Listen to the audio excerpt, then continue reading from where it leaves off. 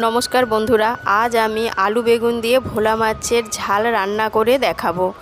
তো এর জন্য আমি আলু লম্বা লম্বা করে কেটে নিয়েছি বেগুন লম্বা লম্বা করে কেটে নিয়েছি। একটা মাঝারি সাইজের পেঁয়াজ ঝিরিঝিরি করে কেটে নিয়েছি কয়েক কোয়া রসুন আর এক টুকরো আদা। এখানে ভোলা মাছ নুন হলুদ মাখানো আছে। এতে তেল দিয়েছি, তেল গরম হয়ে গেছে। মাছগুলো আমি এক এক করে ভেজে নেব। সব মাছ ভাজা হয়ে গেছে। এবার এই কড়াইতে আমি আলুগুলো দিয়ে ভেজে নেব। দিয়ে দিলাম অল্প নুন। আলুটা লাল করে ভাজা হয়ে গেছে, এবার তুলে নেব। কড়াইতে দিয়ে দেবো এবার কেটে রাখা বেগুন। দিয়ে দিলাম সামান্য হলুদ আর সামান্য নুন, দিয়ে নাড়াচাড়া করে নেব। দিয়ে দিলাম এখন সামান্য পরিমাণ চিনি।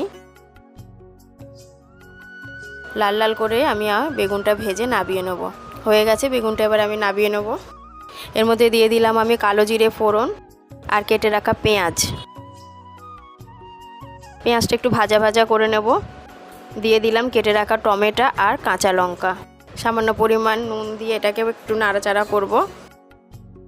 আদা আর রসুন আমি গ্রেট করে রেখেছিলাম, সেটা দিয়ে দিলাম। এবার ততক্ষণ ভাজবো যতক্ষণ না পর্যন্ত টমেটোটা গলে গলে আসছে। টমেটোটা বেশ গলে এসেছে। এবার এর মধ্যে আমি একটা মশলা দিয়ে দেবো। এখানে ধনে জিরে আর শুকনো লঙ্কা হলুদ মিক্সড করে রেখে দিয়েছিলাম, দিয়ে দিলাম আমি সেই পেস্টটা। দিয়ে খুব ভালোভাবে কষিয়ে নেব। দিয়ে দিলাম সামান্য পরিমাণ চিনি। ভালোভাবে কষানো হয়ে গেছে, বেশ তেল ছাড়ছে। এর মধ্যে আমি অ্যাড করে দেব আলু।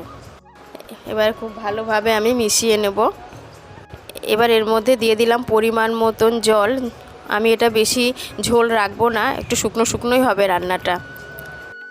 এবার একটু ঢাকা চাপা দিয়ে রান্না করব কিছুক্ষণ। ঝোলটা আমার ফুটে গেছে। এবার এর মধ্যে আমি অ্যাড করে দেবো ভেজে রাখা ভোলা মাছ আর দিয়ে দেবো ভেজে রাখা বেগুন। এরপর কিছুক্ষণ আমি ঢাকা চাপা দিয়ে রান্না করব।